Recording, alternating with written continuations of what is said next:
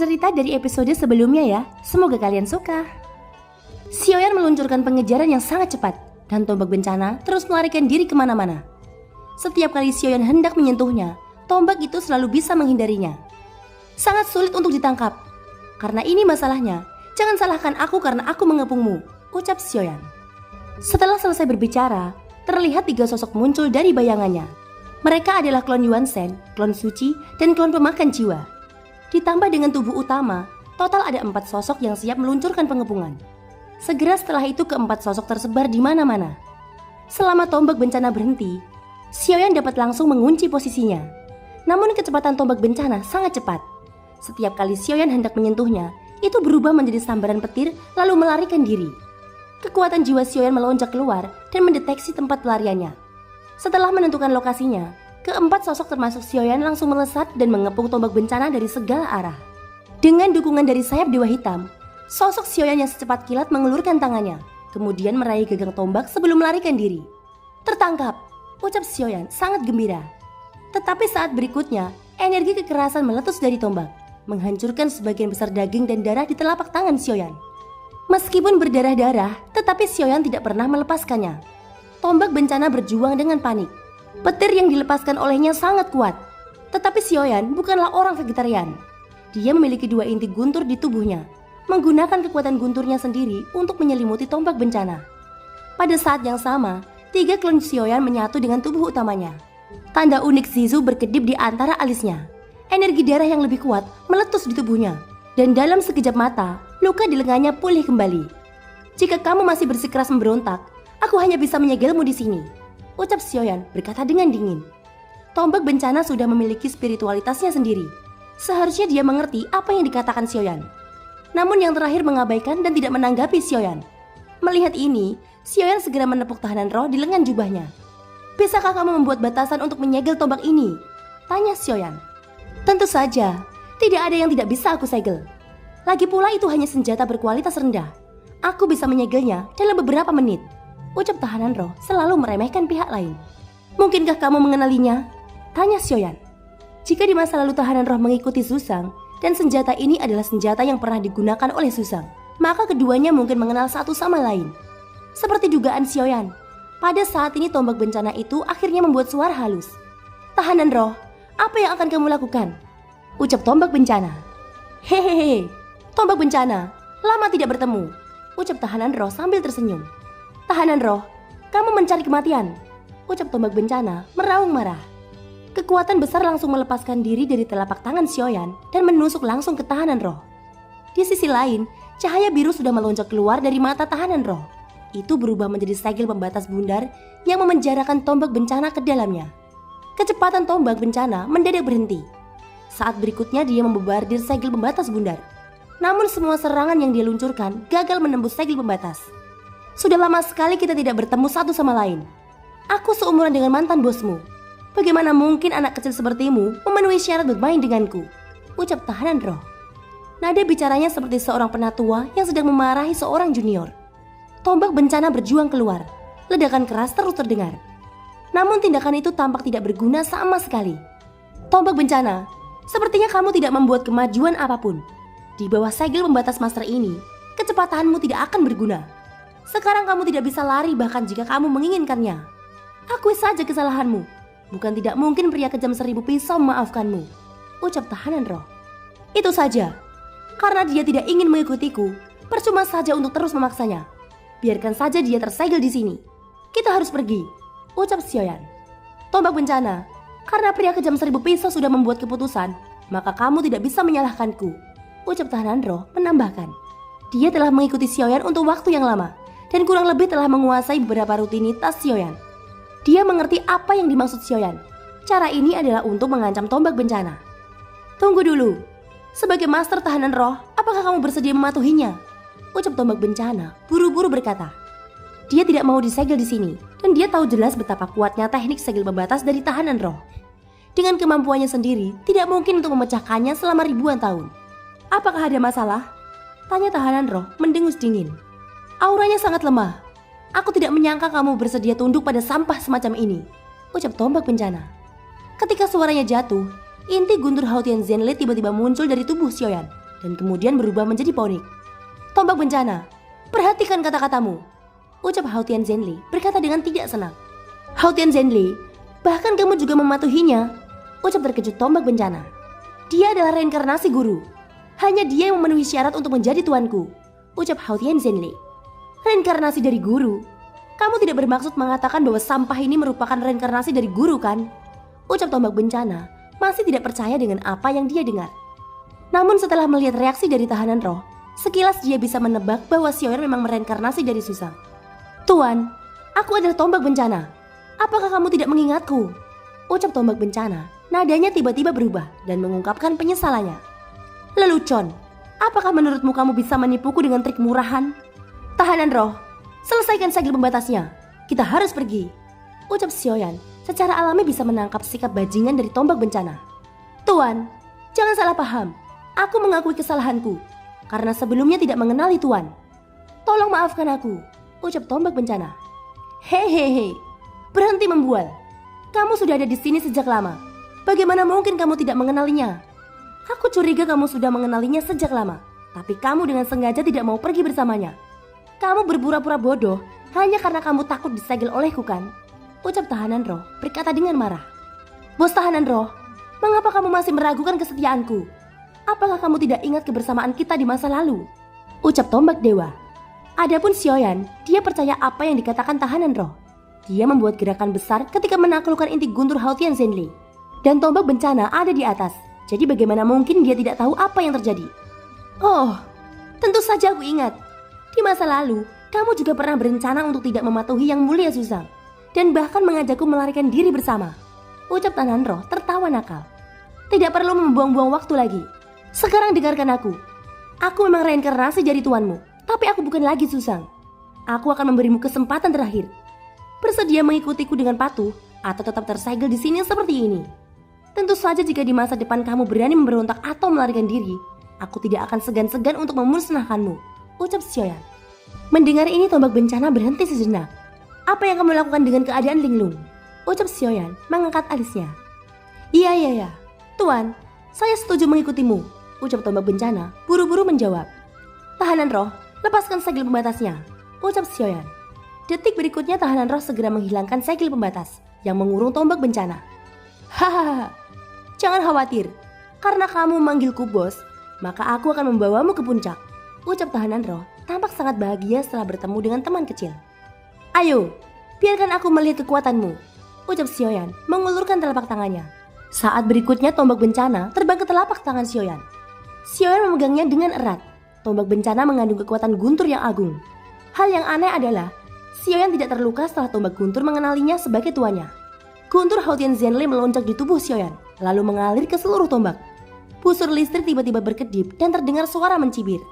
Xiaoyan melemparkan tombak ke udara, lalu mengangkat telapak tangannya sambil bergegas sesuka hati ke segala arah. Setiap kali Xiaoyan melemparkannya, akan ada tembakan yang memekakan telinga.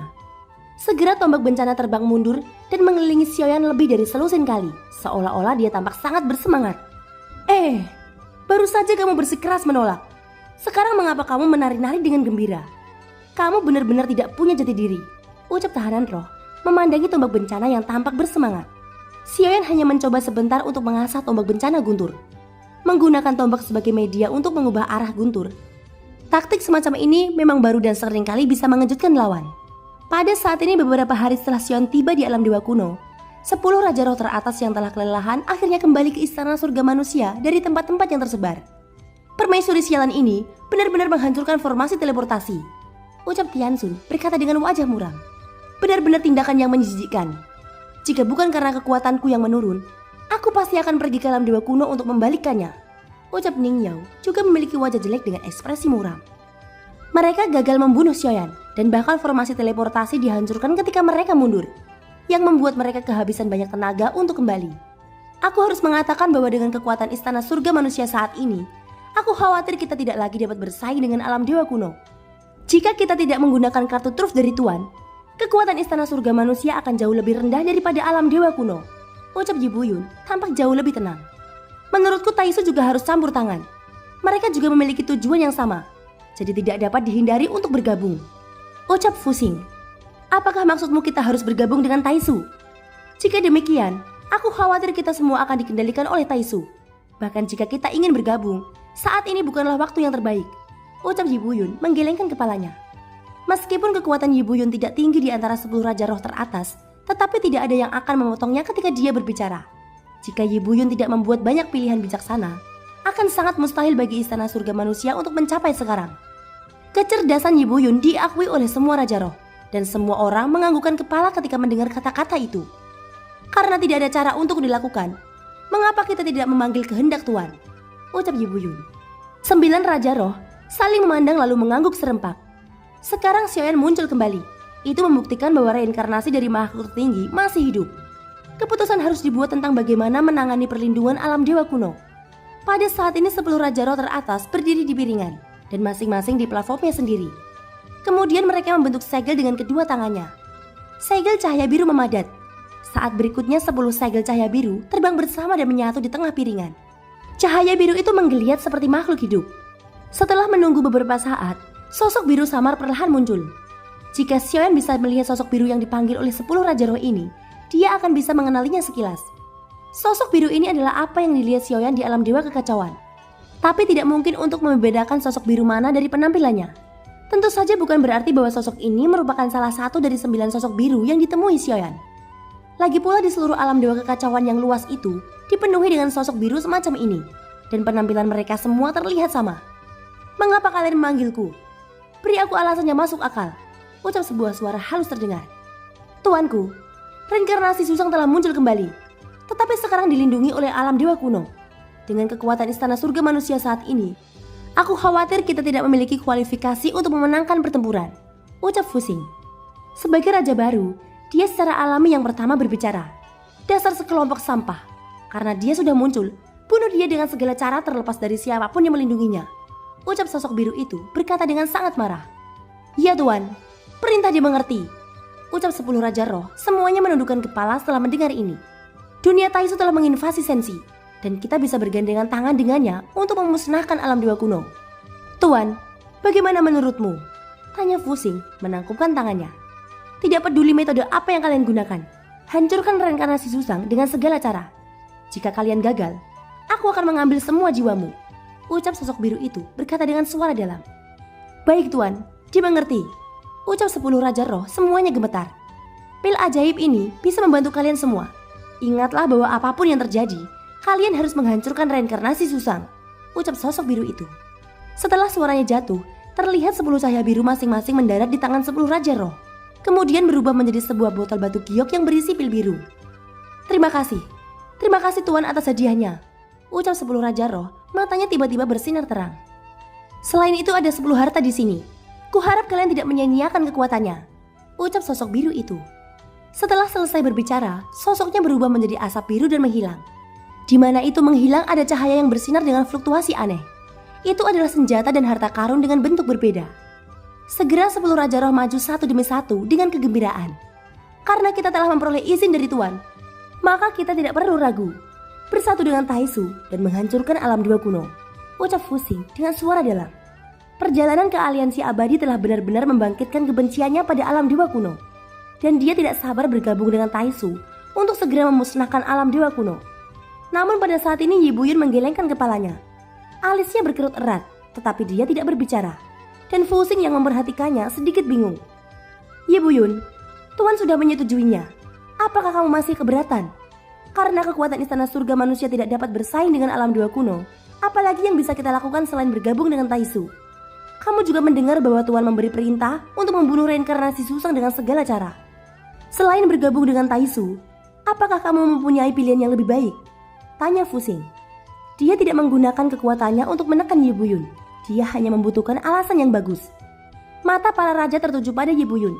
Dalam mengambil keputusan, pendapat Yibuyun masih sangat penting. Tidak. Tetapi jika kita bergabung dengan Taisu sekarang, kita hanya akan berada di bawah kendalinya. Bukan tidak mungkin bahwa Taisu akan menggunakan kita di barisan depan. Sekalipun kita menang, kita akan menderita luka serius. Sebaliknya jika kita kalah, Istana Surga Manusia kita akan menjadi yang pertama dihancurkan, ucap Yibuyun. Ketika mereka mendengar kata kehancuran, semua orang memandang Yibuyun dengan bingung. Dari segi apa kamu bisa menebak hal-hal seperti itu akan terjadi? Tanya Fusing berkata dengan sangat serius. Dan ekspresi Raja Roh lainnya menegang setelah mendengar kata-kata itu. Meskipun hari ini Taisu menginvasi Sensi, mereka tidak benar-benar memulai perang dengan Sensi sampai batas tertentu. Jadi jika kita bergabung dengan Taisu sekarang, Istana Surga Manusia pasti akan menjadi tombak Taisu. Perang adalah permainan catur. Satu kesalahan saja akan mengakibatkan kehancuran. Aku hanya bisa membuat analisis. Selebihnya terserah bagaimana kalian akan memutuskan, ucap Yibuyun menangkupkan tangannya. Tetapi analisisnya masuk akal. Kekuatan Istana Surgawi tidak cukup untuk bersaing dengan alam dewa kuno, apalagi tidak menaati Taisu. Jika mereka bergabung sekarang, mereka harus siap menuruti setiap perintah Taisu, yang tidak menutup kemungkinan akan dijadikan tombaknya saja. Apa yang dikatakan Yibuyun sangat benar. Sekarang memang bukan waktu yang tepat untuk bergabung dengan Taisu. Dengan posisi Istana Surga Manusia, sangat mungkin untuk dimanfaatkan Taisu dan meraup keuntungan dari para nelayan. Jadi kita tidak bisa gegabah, ucap Tiansun setelah mendengarkan dengan cermat analisis Yibuyun. Mereka secara bertahap menjadi tenang dan setuju dengan apa yang dikatakan Yibuyun. Tetapi jika kita tidak segera membunuh reinkarnasi Susang, aku takut Tuan akan menuntut kita, ucap Fusing dengan cemberut. Meskipun dia adalah raja baru dari Istana Surgawi, dia tidak bisa membuat keputusan secara pribadi. Bagaimanapun pendapat keseluruhan masih lebih besar dari individu. Justru karena inilah Istana Surga Manusia dapat berlanjut hingga hari ini. Jika Susang tidak melukai mereka dengan parah sebelum kematiannya, mungkin kekuatan terkuat di dunia Sensi bukanlah alam dewa kuno, tetapi Istana Surga Manusia mereka. Yibuyun lalu berkata, Tuan tidak dengan jelas mengatakan kapan kita harus menyelesaikannya. Waktunya belum matang sekarang. Tidak ada perbedaan antara bergabung dengan mencari kematian. Tunggu sampai waktunya tepat. Dan meningkatkan kekuatan kita sendiri juga merupakan poin utamanya. Yang terbaik adalah membuat kemajuan secepat mungkin. Belum terlambat untuk bergabung dengan Taisu setelah kita memiliki modal. Jika saudara Tiansun dan saudara Ningyao dapat menerobos ke ranah keabadian dewa, maka situasinya akan benar-benar terbalik. Dengan kata lain, bukan tidak mungkin bahwa kita yang akan menjadikan Taisu sebagai tombak, ucap Yibuyun sambil melihat Tiansun dan Ningyao. Untuk saat ini hanya Fusing satu-satunya keabadian dewa di antara 10 Raja Roh. Tiansun dan Ningyao yang telah lama berada di langkah ke-9 tidak pernah bisa menyentuh ambang keabadian dewa. Setelah kekuatannya menurun, mereka tidak pernah dipromosikan menjadi keabadian dewa lagi. Raja Tianzeng yang dulunya keabadian kaisar sudah menerobos keabadian dewa. Mereka para Istana Surga Manusia, satu-satunya keberadaan yang tampaknya ditinggalkan oleh Sensi, dan tampaknya mustahil bagi mereka untuk menerobos. Kita semua telah ditinggalkan oleh Sensi, dan sangat tipis untuk menjadi keabadian dewa lagi, ucap Tiansun menggelengkan kepalanya. Dia berusaha keras untuk waktu yang lama, tetapi dia masih tidak dapat menyentuh ambang keabadian dewa. Hal ini cukup untuk menunjukkan bahwa bukan karena bakatnya yang kurang, melainkan dunia Sensi tidak lagi mengenalinya. Kalau begitu cari cara untuk meninggalkan Sensi. Ku dengar ada dunia di mana situasi saat ini sangat kacau. Mungkin kalian bisa menemukan kesempatan untuk menerobos keabadian dewa di sana, ucap Fusing segera berkata. Dunia selain Sensi? Tanya Ningyao. Ya, dunia itu disebut dunia dewa iblis kuno. Sekarang telah diserang oleh banyak dunia dan terjebak dalam perang. Hanya saat ini kamu bisa mendapatkan beberapa peluang, tetapi resikonya sangat tinggi. Setelah kamu meninggalkan Istana Surga Manusia, kamu hanya bisa mengandalkan diri sendiri. Kalian harus siap. Hanya dengan meninggalkan Sensi menjadi satu-satunya cara jika kamu ingin maju, ucap Fusing memandang keduanya. Setelah berpikir sejenak, Tiansun merasa bahwa kata-kata Fusing sangat benar. Meninggalkan Sensi mungkin satu-satunya cara untuk menembus keabadian dewa. Itu lebih baik daripada bertahan di Sensi yang diambang kehancuran. Baiklah, aku harus pergi ke dunia dewa iblis kuno terlepas dari resikonya. Lagi pula kita memiliki pil ajaib dan senjata yang diberikan oleh Tuan. Seharusnya tidak ada bahaya yang mengancam untuk memasuki dunia yang dilanda perang ini, ucap Tiansun. Karena kamu sudah membuat keputusan, kamu bisa mencobanya. Tapi ingat, jika kamu gagal membuat terobosan, cepatlah kembali ke Sensi paling lama 500 tahun. Kalau tidak, kalian hanya bisa tinggal di dunia dewa iblis kuno untuk selamanya, ucap Fusing. Ini belum terlambat. Kita berdua akan siap-siap sekarang, ucap Tiansun dan Ningyao. Keduanya sudah mencapai keabadian kaisar langkah ke-9. Menurut mereka, seharusnya tidak ada bahaya yang mengancam. Meskipun Istana Surga Manusia kuat, alasan mengapa mereka tidak berani melakukan konfrontasi dengan sang ratu di aliansi abadi, itu karena Istana Surga Manusia sendiri tidak memiliki cukup kepercayaan diri. Kalau tidak, mereka pasti memilih untuk bertarung habis-habisan daripada mundur. Mereka tahu bahwa pada saat itu merupakan waktu terbaik untuk membunuh Xiaoyan. Kecepatan pertumbuhannya terlalu cepat, yang bahkan membuat 10 Raja Roh teratas ketakutan. Dengan tingkat pertumbuhan yang mengerikan ini, mungkin tidak butuh waktu lama bagi Xiaoyan untuk menerobos ranah keabadian dewa. Jika Xiaoyan menerobos ke ranah keabadian dewa, mereka akan membayar harga yang tak terbayangkan jika ingin membunuhnya lagi. Pada saat itu, 10 Raja Roh perlu mengundang tuan mereka untuk turun tangan. Dan begitu itu terjadi, tentunya Xiaoyan pasti terbunuh. Tetapi dengan cara ini, mereka akan kehilangan nilai di mata tuannya. Dan kehilangan nilai sama saja dengan kehancuran. 10 Raja Roh yakin bahwa begitu tuannya benar-benar datang untuk membunuh Xiaoyan dengan tangannya sendiri. Akhir mereka akan sama dengan Xiaoyan, yaitu dilenyapkan setelahnya. Thank you guys, sudah mendengarkan ceritaku sampai akhir. Semoga hari kalian menyenangkan ya. Di episode kali ini suara Mimin belum terlalu stabil ya guys ya. Tapi Mimin akan berusaha semaksimal mungkin untuk para sobat Nobah semua. Thank you, sampai jumpa dan bye-bye.